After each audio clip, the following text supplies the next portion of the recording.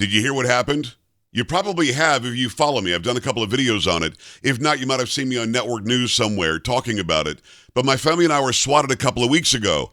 We're part of a movement by some bad guy to target conservative influencers. You'll see an entire list here of a bunch of names you probably know. We've all been swatted. Swatting is when some bad guy calls 911, claims there's a disaster, an emergency, some peril at a certain address. That address happened to be my house 2 weeks ago.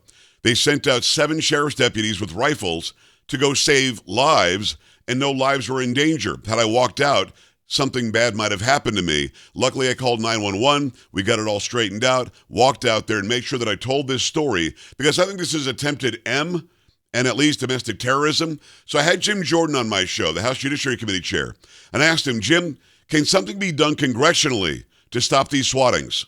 Just if you don't mind, tell my audience and tell me and my family who went through this, what are you guys willing to do on a congressional level to make these people stop doing this?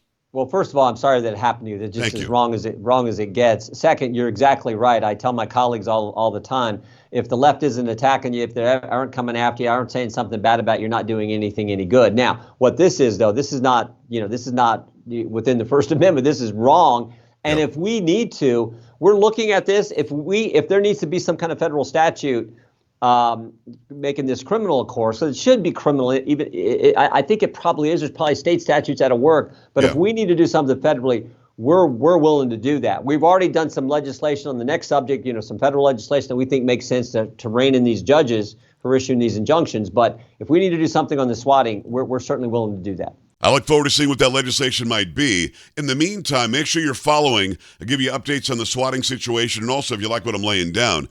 But importantly, make sure you share this. Make sure there's a plan of action in place for you, your family, and those that surround you, your coworkers, your family, your friends. It could be your neighbors.